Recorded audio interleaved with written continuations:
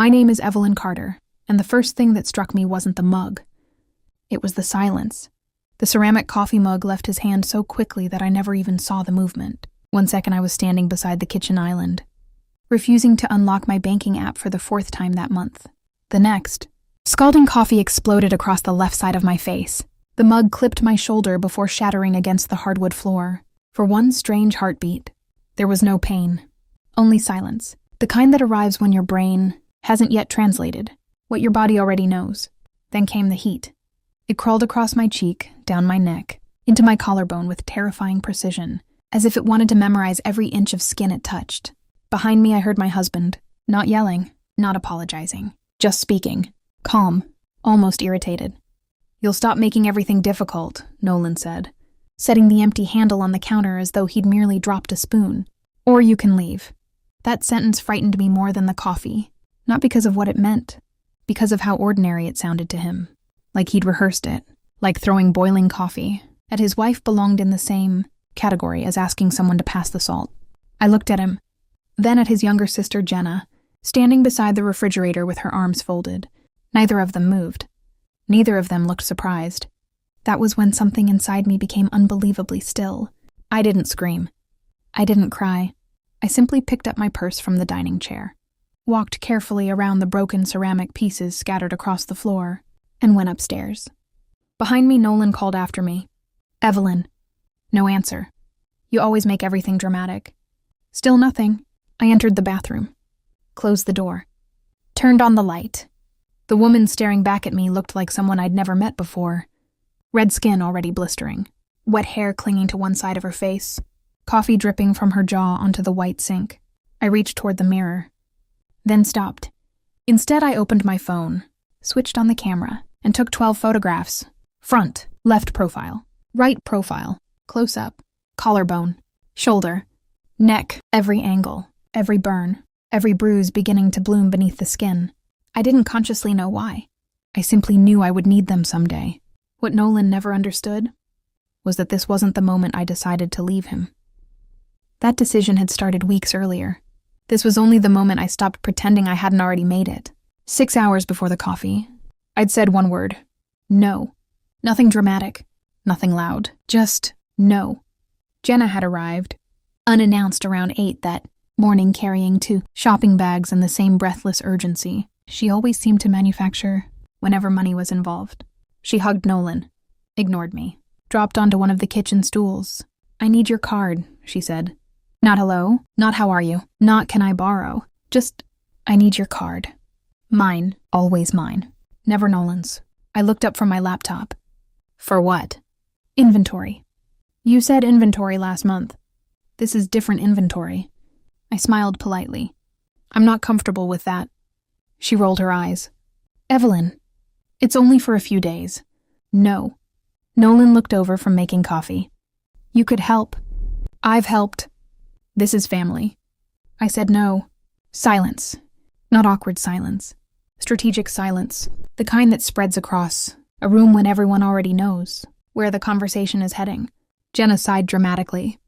I don't understand why you're so selfish. Selfish. Interesting word, especially considering she'd borrowed money from us 7 different times over the previous 18 months. Or rather, she'd borrowed money from me.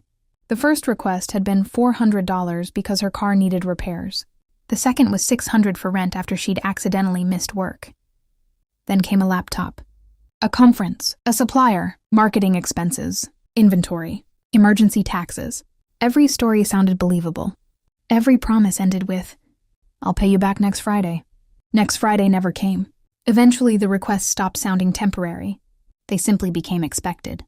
Like paying someone else's bills had quietly become my responsibility. I used to say yes, because saying no felt cruel. Then one evening about 3 months earlier, while balancing our monthly budget, I'd noticed something strange.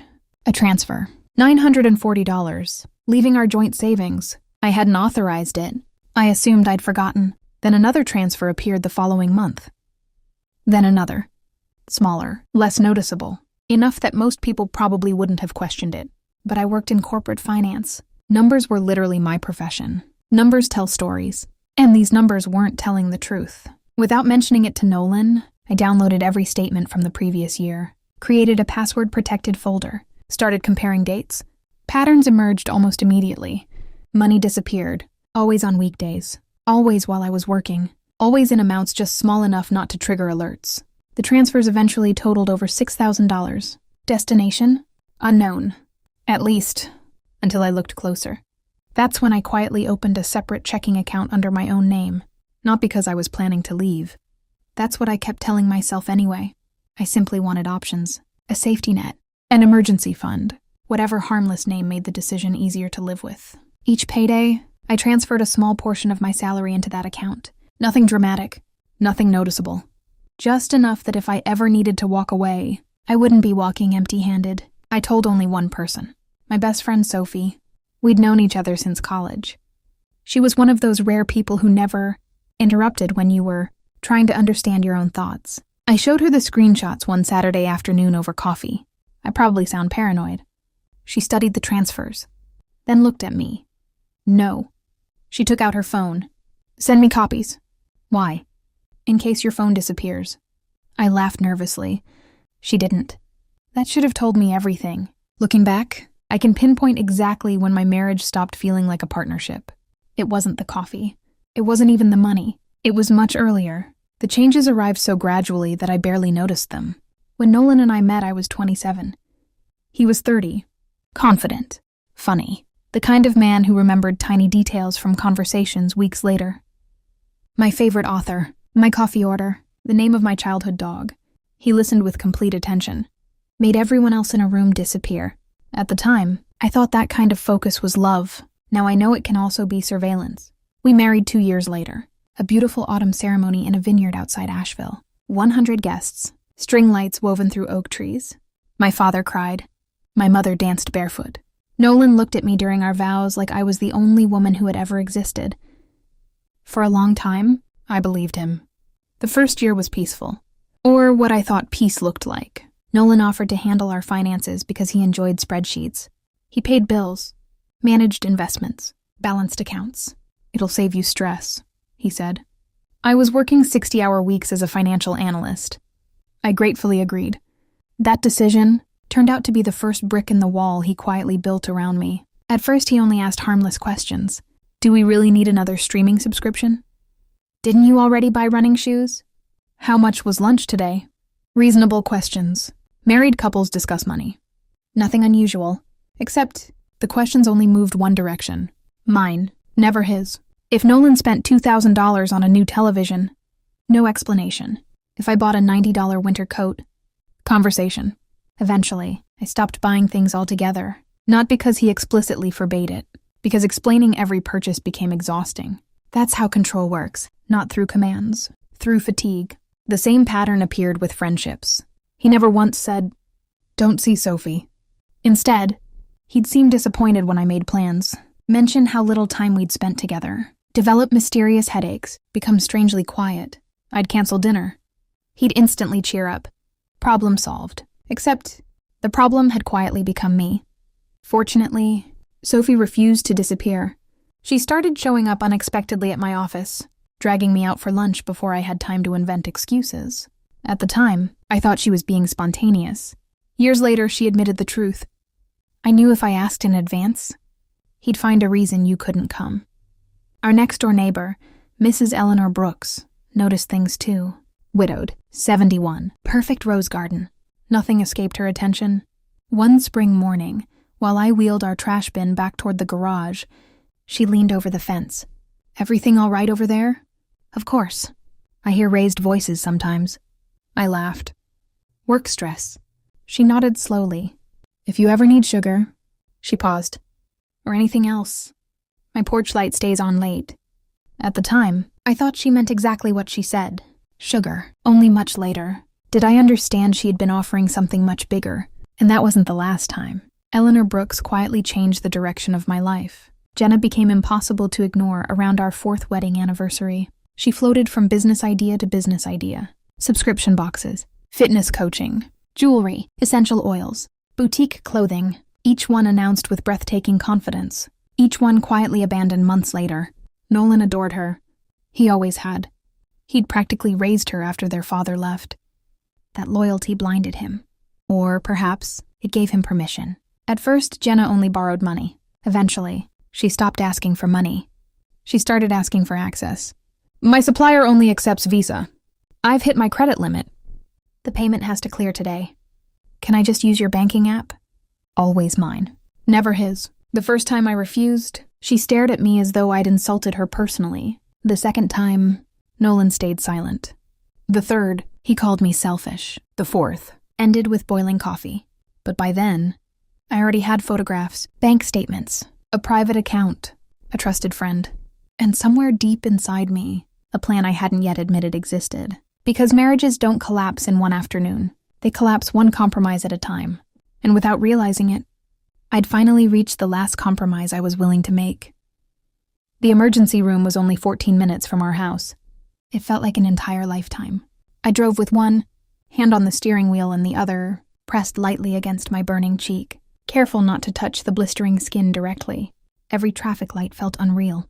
Every passing car completely, unaware that the woman beside them had just watched her marriage end in the span of 3 seconds. The pain came in waves, but underneath it, there was something stronger. Clarity, not panic, not confusion. Relief, as though someone had finally spoken aloud a truth I'd spent years trying not to hear. The triage nurse looked at my face for less than 2 seconds before, guiding me into an examination room. My name's Linda, she said softly. We'll take care of you. She never asked whether I deserved what happened. She never asked what I'd done. She simply treated the injury. Sometimes kindness is astonishing precisely because it asks for nothing first. Within minutes, another nurse arrived carrying sterile saline, burn dressings, and a camera used for documenting injuries. We photograph everything, she explained. It protects patients. Those words settled somewhere deep inside me. Protects patients. No one had used the word protect around me in years. Not sincerely. She cleaned the burns carefully. The hot coffee had caused second-degree burns across part of my left cheek and neck. The ceramic mug had left a deep bruise near my collarbone. She photographed everything. Each angle, each measurement, each medical observation. Then she asked quietly, "Can you tell me exactly what happened?" I looked at the ceiling for several seconds. When I finally answered, I surprised myself. My husband threw it. Not, it was an accident. Not, we had an argument. Not, I probably upset him. Just the truth. Simple, undecorated. My husband threw it. She nodded once and continued writing. No judgment, no disbelief, only documentation. Before I left, Linda handed me a thick envelope. Inside were printed photographs, medical records, treatment notes, a summary of the examination, emergency contact numbers, and information about domestic violence resources. She didn't push them toward me dramatically. She simply placed them into my hands. You may never need these. She smiled gently. But if you do, you'll be glad you kept them. I thanked her, walked back to my car, sat behind the steering wheel for nearly 15 minutes, without starting the engine. Then I called Sophie. She answered on the first ring. Hey, no cheerful greeting, no small talk, just, hey, as though she'd somehow known. I need somewhere to stay. Silence. Then immediately, I'm texting you my address again. I already know it. I know. Another pause. Drive safely. No questions. No panic. No lectures. Just certainty. That kind of friendship doesn't make itself loud. It simply removes obstacles before you even notice they're there. I stopped at the house only once. Nolan's car was still in the driveway. So was Jenna's. I parked across the street. Waited. Watched. Neither of them came outside. Using my spare key, I entered through the garage as quietly as possible. The house looked exactly as I'd left it. Broken ceramic had been swept away, coffee wiped from the floor. It was remarkable how quickly evidence disappears when someone wants a clean kitchen. I walked upstairs, packed one suitcase, clothes, laptop, passport, birth certificate, the folder containing every bank statement I'd collected, my external hard drive. Nothing sentimental, only necessities. As I zipped the suitcase shut, my eyes landed on our wedding photograph sitting atop the dresser. We looked impossibly happy. Or perhaps we simply looked young enough to mistake hope for certainty. I left the frame exactly where it was. Some memories belonged to the house they were created in. When I reached the kitchen, Nolan looked up from his phone. There you are. His tone suggested I'd returned from grocery shopping. Not the emergency room. His eyes drifted briefly toward the bandage on my face, then away. You made this a much bigger deal than it needed to be. I stared at him. He actually believed that sentence, not as manipulation, as fact. I was worried, he continued. I called twice. I checked my phone. 2 missed calls. Nothing more. No apology. No. Are you okay? Only 2 missed calls. As though that balanced the scales. I slipped my wedding ring from my finger, placed it carefully on the kitchen counter between us. Its soft metallic sound echoed far louder than it should have. He frowned. What are you doing? I'm leaving. For how long? I don't know. You'll calm down? No. Evelyn. He finally stood. You're overreacting. It was astonishing. My face wrapped in medical bandages, hospital paperwork inside my purse, and somehow, I was still the problem. I picked up my suitcase, walked toward the front door. Behind me, his voice followed. If you walk out, don't expect me to chase you. I paused only long enough to answer. I'm not. Then I left. Sophie's apartment smelled like cinnamon candles and fresh bread. She opened the door before I even knocked, looked at my face. Her own expression tightened. Still, she never asked the question everyone asks. What happened? Because she already knew. She simply hugged me, very gently, careful of the burns. I made soup. Of course she had. People who truly love you don't always know what to say, but they almost always remember to feed you. The first night I slept nearly 11 hours. No shouting. No careful monitoring of someone else's mood. No listening for footsteps in the hallway. Just sleep. When I woke the following morning, it felt strange.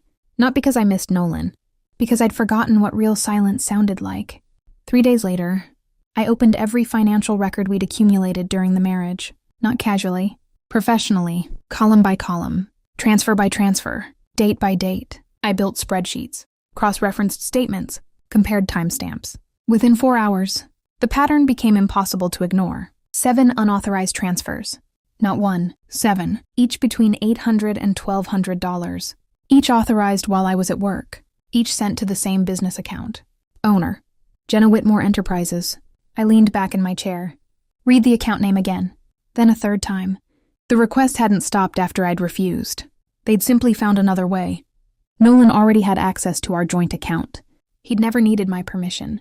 Only my distraction. For months, I'd unknowingly financed Jenna's latest business venture. The total sat at the bottom of the spreadsheet. $74.80. I stared at that number for a long time. Not because of the money, because of what it represented. Trust, measured in dollars, spent without consent. Sophie returned from work just after 6. I turned the laptop toward her. She read quietly.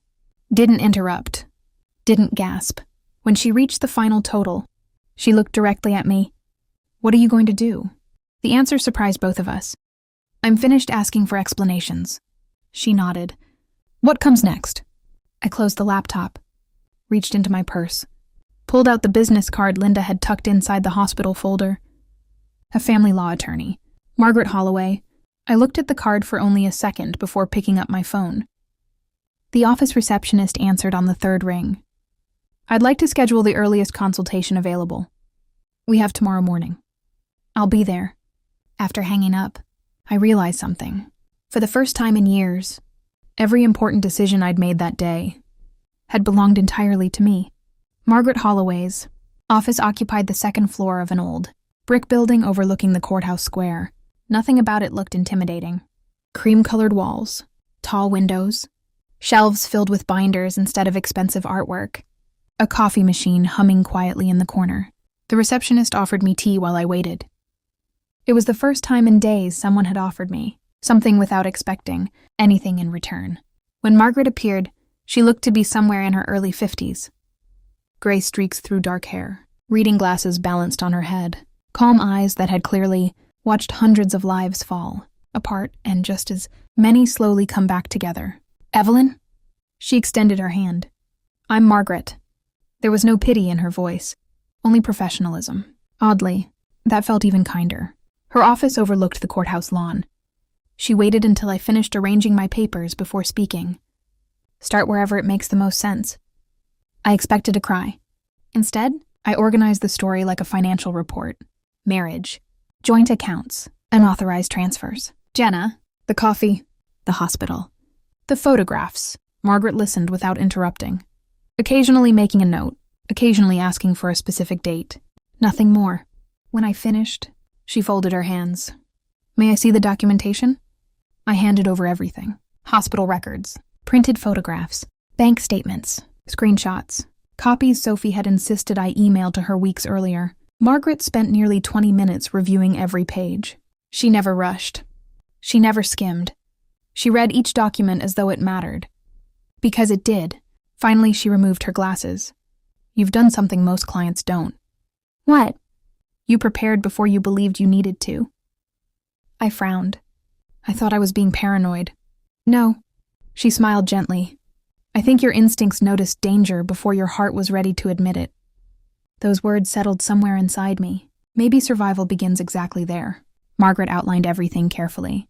We would immediately file for a temporary protective order. She would notify the bank regarding the questionable transfers.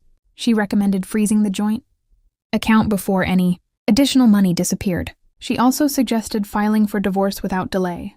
Not because the marriage couldn't technically be repaired, because violence had already crossed a line that usually didn't move backward. I looked down at my wedding ring resting inside my purse. Still there, still beautiful, still completely meaningless. I'd like to move forward. Margaret nodded once. I thought you might. That afternoon I sat inside the bank's fraud department for nearly 3 hours. A senior investigator named Daniel reviewed every transfer. He compared login records, IP addresses, authorization timestamps, device histories. When he finished, he leaned back thoughtfully. You never approved these? No. You weren't even home for most of them. No. He typed several more notes, then looked directly at me. Mrs. Carter. The account holder used credentials already available inside the household. So technically, he had access. Daniel nodded. Yes, but access doesn't automatically equal permission. That sentence stayed with me. There are people who spend years confusing access with permission. Marriage doesn't erase consent. Neither does family. The bank immediately placed temporary restrictions on the joint account while the investigation continued. For the first time, Nolan couldn't quietly move money anymore. He wouldn't know why immediately, but he would soon. The temporary protective order hearing happened 5 days later. I barely slept the night before. Not because I doubted the evidence, because seeing Nolan again felt like stepping back into a room I'd finally escaped. He arrived wearing the same navy suit he'd worn to my cousin's wedding the previous summer. Perfectly pressed, perfectly calm. If someone had seen only his appearance, they might have mistaken him for the victim. Jenna sat beside him, arms crossed, avoiding my eyes. Margaret squeezed my shoulder once before we entered. You don't have to convince everyone. You only have to tell the truth. Inside the courtroom, everything moved much slower than television makes you believe. No dramatic speeches. No shouting. Mostly paperwork. Questions. Dates. Evidence. Nolan's attorney attempted the argument Margaret had predicted. The mug slipped. The coffee spilled accidentally. There had been an argument. Margaret simply handed over the emergency room photographs, the medical report, the physician's notes, the documented impact injury caused by the ceramic mug. Then she quietly asked one question. If the mug slipped, how did it strike her shoulder before breaking against the opposite wall? Silence. The courtroom suddenly became very interested in silence. Nolan had no answer, because there wasn't one. Then something happened I hadn't expected. Margaret called one additional witness. Mrs. Eleanor Brooks, my neighbor. She walked slowly to the stand, hands folded neatly, voice steady.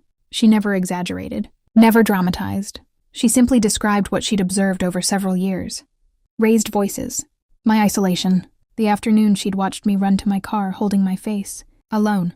No ambulance, no husband following, no attempt to help, just alone. Her testimony lasted less than 8 minutes. It felt like someone quietly placing another brick into a foundation, already strong enough to stand. The judge granted the temporary protective order. Effective immediately, Nolan was prohibited from contacting me directly. No visits, no calls, no messages through friends, no showing up unexpectedly. Nothing. As we left the courtroom, Nolan finally looked directly at me. For the first time since the kitchen, I saw uncertainty, not remorse, not guilt, fear, because evidence had done something arguments never could. It had removed his ability to rewrite reality. Over the following weeks, more information surfaced. The bank completed its internal review. Every unauthorized transfer had originated from our home computer, using Nolan's saved credentials. None required my approval. The total remained exactly what my spreadsheet showed: $7,480. The funds had gone directly into Jenna's business account. When investigators requested documentation supporting legitimate business transactions, none existed. What had always been described as temporary help looked increasingly like something else entirely. The fraud inquiry expanded, quietly, methodically, exactly the way real investigations usually do. Meanwhile, life inside Sophie's apartment settled into an unexpected rhythm. Mornings began with coffee. Evenings with long walks around the neighborhood. No one monitored where I went. No one questioned what I spent. No one inspected grocery receipts. The freedom felt almost uncomfortable at first, like wearing shoes that finally fit after years of forcing yourself into the wrong size. One Saturday morning, Sophie found me staring blankly into the refrigerator. "What are you looking for?" "I don't know." She laughed softly. "No one's going to criticize whatever you choose." I blinked, then realized why I'd frozen. For years, I'd unconsciously planned every grocery purchase around someone else's approval. Even choosing yogurt suddenly felt like reclaiming territory. Healing, I discovered, rarely announces itself dramatically. Sometimes it begins in the dairy aisle. The divorce proceedings moved far more slowly than my emotions did. By the second month, I no longer woke up expecting Nolan beside me. By the third, I caught myself laughing without immediately wondering whether someone would accuse me of being too loud. Recovery doesn't happen all at once. It happens in tiny moments you barely notice until one day you realize they've become your normal. Margaret called me one Tuesday afternoon. The bank finished. I stopped typing. And they confirmed every unauthorized transfer. I closed my eyes. Not because I was shocked, because certainty has a strange weight, even when you already know the truth. "The report is thorough," she continued. "They verified the logins, the devices, the transfer history, everything. So what happens now?" "The joint account remains frozen. And Nolan has already contacted the bank 3 times. I almost smiled. "He wants access." "Of course he does. But they won't release anything while the investigation is active." For years, he'd controlled every dollar that entered our household. Now, someone else was telling him no. I wondered briefly how that felt, then realized I no longer cared enough to find out. A week later, Margaret called again. "This part may surprise you." "What happened?" "We found another account." I frowned. "What kind of account?" "A lease agreement." I waited. "Nolan rented an apartment." "When?" "About 2 months before the coffee incident." I stared through Sophie's kitchen window. Rain tapped softly against the glass. "He already planned to leave." "It appears so." "Did he ever intend to tell me?" Margaret hesitated. "I can't answer that." "But the security deposit came from a credit line he never disclosed during your marriage." Another secret. Another carefully hidden decision. Another life already being built while pretending ours was still intact. It hurt. Not because I wanted him to stay. Because I'd spent years believing I was trying to save something that apparently only one of us thought still existed. The financial investigation produced another unexpected consequence. Jenna's skincare company, the business account. Receiving those transfers wasn't funded solely through Nolan. 2 silent investors had contributed startup capital the previous year. Neither knew about the money flowing from our joint account. Once the bank requested documentation, questions multiplied. Invoices didn't match. Inventory records disappeared. Several business expenses couldn't be explained. I wasn't involved in any of that investigation. Margaret warned me not to be. Once legal processes begin, let them finish. She was right. Sometimes justice works best when you stop trying to steer it. Around that same time, someone I never expected called me. Nolan's mother, Patricia. Her number appeared on my phone one Thursday evening. I almost ignored it. Instead, I answered. "Evelyn?" Her voice sounded older. Smaller somehow. "I hope I'm not disturbing you." "No." Long pause. "I've been thinking about calling for weeks." Another pause. "I didn't know." I leaned against the kitchen counter. "I believe you." She inhaled slowly. "I knew he liked control. I never imagined..." Her voice broke. "When Nolan was little, he counted everything. His allowance. His toys. The food in the pantry. If someone moved something, he'd notice immediately. We thought he was organized. I wonder now if we misunderstood. Neither of us spoke for several seconds. Finally, she asked quietly, "Are you all right?" No dramatic courtroom speeches. No applause. No music. Just a judge signing papers while two attorneys exchanged folders. The hearing lasted less than 20 minutes. 5 years of marriage ended before my parking meter expired. When we walked outside, Margaret asked quietly, "How do you feel?" I searched for the right word. Not happy, not relieved. Lighter, like someone had finally taken a backpack off my shoulders that I'd forgotten. I was wearing, I think, I said slowly. I can finally hear myself think. She smiled. That's usually how freedom sounds. The protective order was reviewed several months later. By then, Nolan had already violated its boundaries more than once. Not directly. He was too careful for that. Instead, mutual acquaintances suddenly started reaching out. Old co-workers, former neighbors, people I hadn't spoken to in years. Each conversation somehow drifted toward the same question. Have you considered talking to him? He just wants closure. He says he never got to explain. Margaret had warned me this might happen. People who lose access, she'd said, often look for side doors. Every indirect contact was documented. Every date, every message, every attempt. When the review hearing arrived, the judge extended the order for another 2 years. Again, quietly. Evidence has a way of speaking without raising its voice. Jenna disappeared from my life almost completely. According to people who still occasionally cross paths with that family, her business folded within the year. She moved several states away. I never confirmed where. I never tried. Sometimes the healthiest boundary is simply not wondering anymore. About 8 months after everything ended, I saw her. A grocery store parking lot, late afternoon. She stepped out of an SUV at almost the exact moment I reached my car. For a second, we just looked at each other. She looked thinner, tired, not older exactly, just worn down. She opened her mouth. Evelyn. Maybe she planned to apologize. Maybe explain. Maybe blame. I'll never know. I simply gave one small nod. The kind you give someone you've met before but no longer know. Then I unlocked my car, got inside, and drove away. No anger, no satisfaction. Just completion. Some chapters don't need one final conversation. They only need the last page to be turned. Mrs. Brooks still brings tomatoes from her garden every August. She insists hers taste better because she sings to them. I've never asked whether she's joking. Some mysteries are happier left alone. Sometimes we sit on the back porch drinking iced tea. Sometimes we barely speak. Silence feels different now. Not heavy. Comfortable. Safe. One afternoon, she looked at me over her glasses. You know, I was worried about you. I know. I almost knocked on your door that day. The coffee day? She nodded. I thought maybe I was imagining things. I reached across the table and squeezed her hand. You weren't. She looked away toward the tomatoes. I wish I'd knocked. So do I. Then I smiled. But you waved. She looked confused. You waved every morning, even when I stopped waving back. You reminded me someone outside that house still saw me. She blinked several times before quietly saying, I never thought something that small mattered. It did. Sometimes survival begins with someone simply noticing you're still there. Work continued growing. The bakery recommended me to another business, then another. Within a year, I had more clients than I could comfortably manage. I rented a tiny office downtown.